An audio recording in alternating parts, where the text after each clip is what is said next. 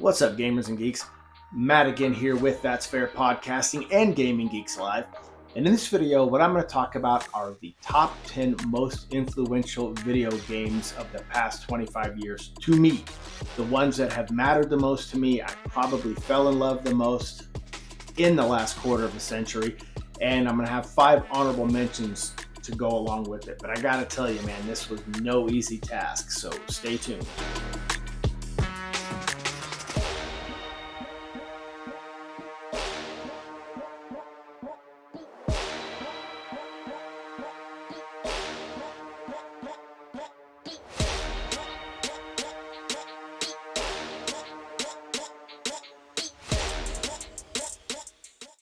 Like I said, it is not an easy task to try to narrow down 10 of your most favorite video games in the past 25 years because I'm sure, like me, you guys have probably played hundreds of them. I mean, if not more.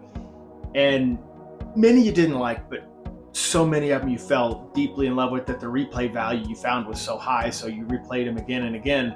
And I gotta say, to pick 10 with 5 honorable mentions, but to pick 10 and narrow it down, this is one of the most difficult things I've had to do, and I am not lying.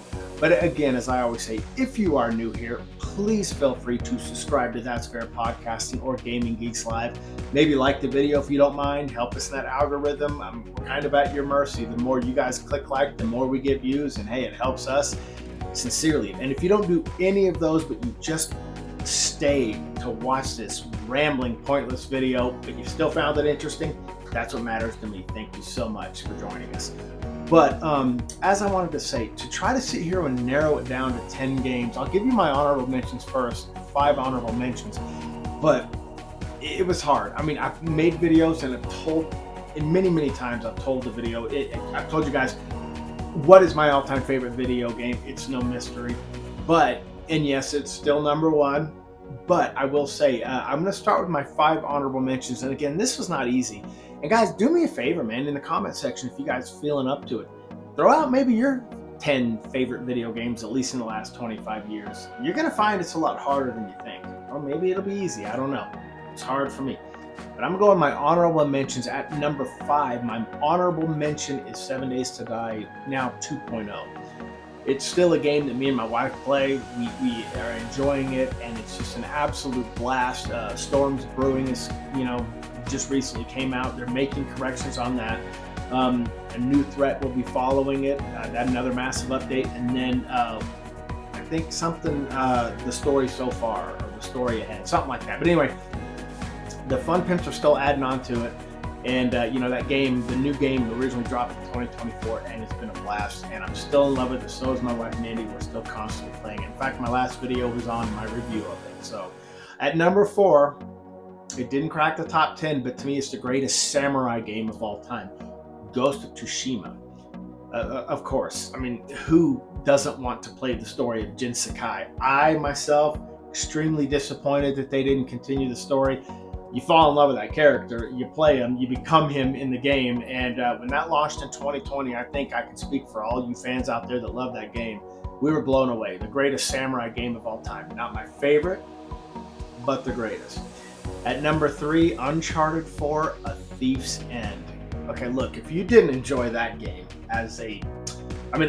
Naughty Dog was at its peak right there. Yes, The Last of Us, the first one, but it's tough, man. I had a hard time finding those to be better than the Uncharted, especially at Thief's End, playing Nathan Drake and closing that story out. And now the rumor is that it's not closing out. And that game came out in 2016.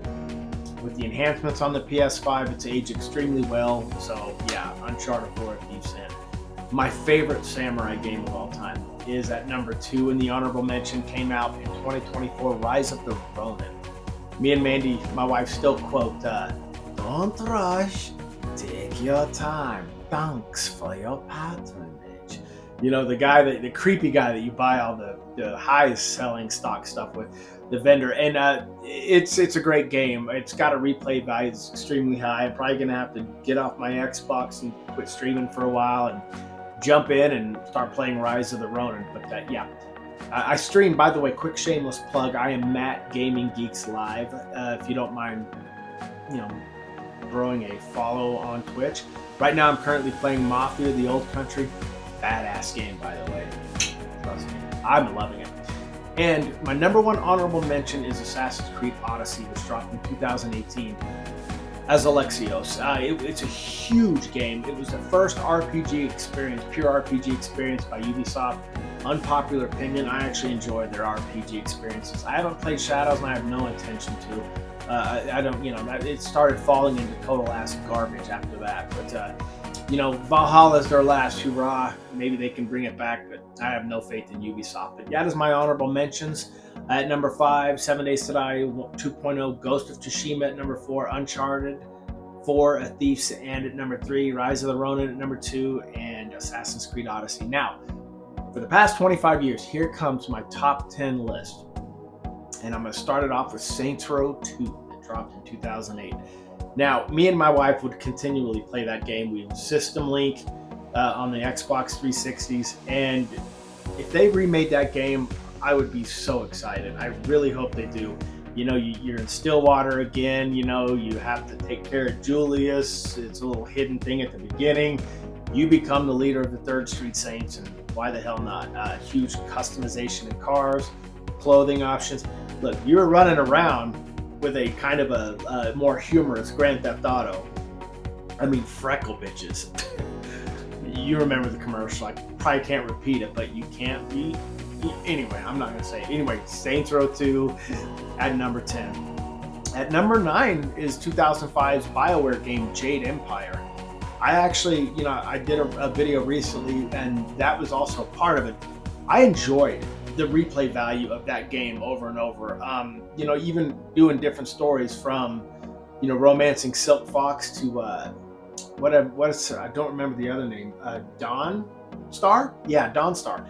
And you have different stories behind it, and it was a heck of an experience. I remember playing with an expansion. I was the bald-headed monk guy the first time when I romanced Silk Fox, and then Dawnstar I was more of the Bruce Lee looking guy with the nothing on his, he's bare chested. Martial arts in it were phenomenal, and the story was phenomenal. I really wish BioWare would have went somewhere else with it, but they didn't, and I would have loved to have a second one or a remaster on that one. But anyway, at number 8, it came out in 2020, believe it or not, Assassin's Creed Valhalla. Now, I put more hours into Odyssey, but as Valhalla, I love all things Norse. I love the Norse gods. You had Odin, Fenrir, Freya, Hela, and Thor and Loki. And all these gods these Norse gods, I've always been fascinated by the Norse belief. People call it mythology, but it's a belief of their own, and it should be. But I love playing as Eivor. You Ravensthorpe. It got too big, but I still enjoyed it, and I still loved kicking Basim's ass. So Basim, is that his name? Yeah, I believe it. Anyway, not Hytham, but Basim. Anyway, not the point, because I never played the Assassin's Creed after that. I forgot what it's called. I'm drawing a blank, but I can see it. You're playing as Basim. Doesn't matter, I didn't play it. That's where I stopped buying the Assassin's Creed games. Sadly, it was after Valhalla. But yeah, that's number 8 is Valhalla. At number 7, 2007's BioWare Mass Effect. The beginning of a beautiful, beautiful trilogy that didn't end as well as I'd liked, but it really did. It introduced you to Commander Shepard. You've got all these awesome NPCs from in the first Mass Effect. You met Rex, you met Cade Nalenko. I chose him over Ashley. Ashley was an annoying ass bitch, but you had Liara, my all-time favorite NPC of any video game ever, Garrus Vakarian. You had Tali, and I know I'm probably leaving some people out, but the replay value was high. It came out with a legendary edition, and I bought it. I was front row and center, and I had a blast, and I still find the replay value to be extremely high to this day. So Mass Effect is at number 7. At number 6, I gotta go with 2008's Bethesda's Fallout 3. Fallout 3 was my first entry into the Fallout universe. I had never played a Fallout game before that, 1 or 2. But when I played Fallout 3, I just remember falling in love with it. Like, I always take the path of the light side, So I saved Megaton and, disarmed the bomb, got my house, and then I just I love coming back and unloading and just going back out. You know, you stray off the main mission. I know you're trying to find Liam Neeson, who's your father, but you stray off the main mission and you just wander the DC wasteland. And it was just such a huge open world and an experience that really sucked me so far in that to this day, I cannot wait. I know there's a remake, remaster coming out for that. I will be purchasing it. I don't give a shit if it's $70. I'm buying it because I'm a dumbass. All right, we're in our top 5, but number 5 is 2013's Ubisoft Assassin's Creed Black Flag. Look, if you didn't enjoy playing as Edward Kenway, you don't know. You can't enjoy video games. I mean, the greatest of the franchise is Assassin's Creed Black Flag. It's not my favorite Assassin's Creed, but it is the best one in my opinion. The naval warfare, just, obviously it took some of the naval warfare from Assassin's Creed 3 as you were Connor. But I just remember getting to see the beautiful colors, the graphics at the time for the Xbox 360. You're in the Caribbean, just beautiful blue water. You got to go underwater, to find things. And then obviously you were, you're spear hunting the whales and all that. But, the naval warfare is what stood out when you made Kenway's fleet. I don't know how many man of warships I constantly tried to conquer, and that made up pretty much my whole fleet, and it was easy from there to win ship battles. But it was just from all the different islands to explore, like Antigua and Nassau. I just, to this day, I cannot stress to you enough how much I'm waiting for that remaster. And it's Ubisoft, so pardon my expression, but my biggest concern is they're going to fuck it up, because that's what Ubisoft does. Anyway, that's just an opinion. I don't have a lot of faith in Ubisoft anymore, and I don't think they can get it back. But anyway, at number 4, Mass Effect 2 in 2010. No bigger OG Suicide Squad than all those squad mates that, Commander Shepard was looking over and helping. Like, you had Miranda, you had Jack, you had Tali, you had Samara or Corinth? I don't remember her daughter's name.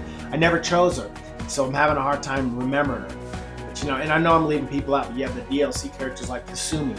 You had Saeed. My man Garrus was back. You had Liara in a DLC expansion. And then, not to mention that you had Thane for the first time, and you had so many different characters. I know I'm leaving out. You had Jacob and Mordin Solus, and you had Grunt, and maybe that was it. Maybe I got them all. Oh, and you had the Geth, Legion. Ooh, I fell in love with Legion. But anyway, long story short, greatest sequel of all time, in my opinion, of a video game, as far as the second one, is Mass Effect 2. Now, Assassin's Creed 2 could be right up there. Don't get me wrong. They could be running neck and neck, but I still give the edge to Mass Effect 2. It is the greatest sequel, in my opinion, of all time. And I find that one to be the most enjoyable and replayed. So Mass Effect 2 is at number 4. At number 3, my favorite Assassin's Creed of all time, my favorite protagonist, Arno Dorian, and I got to go with Assassin's Creed Unity from 2014. The parkour really shot up, and at first the combat was very difficult as you're running around trying to defend yourself as Arno Dorian in France, and you have to learn the combat. But as you learn it gets a lot smoother. They did a good job as you learning the combat mechanics as you went. And I really thought they did a phenomenal job on the combat. At first, I'm like, God, this sucks. Then I start picking up the swordplay and the timing of the button mashing, and Arno's becoming this master swordsman, and it ended up being my favorite Assassin's Creed. I know you're stuck in just the mainland city of France, but it was huge. It was a massive open world. I love the underground assassin bureau, and they kind of turn on them. You kind of go your own way, and you're all the way to your romance with Elise. And you know what? Elise, a Templar, you an assassin. It didn't get any better than that with the story either, in my opinion. Arno Dorian, my favorite protagonist in a video game, maybe ever. And besides Galen Merrick, which none of the games of Star Wars The Force Unleashed made the list, by the way. But yes, at number 3, Assassin's Creed Unity with my man Arno Dorian. At number 2, Elder Scrolls Skyrim. I mean, that's not in your top 5.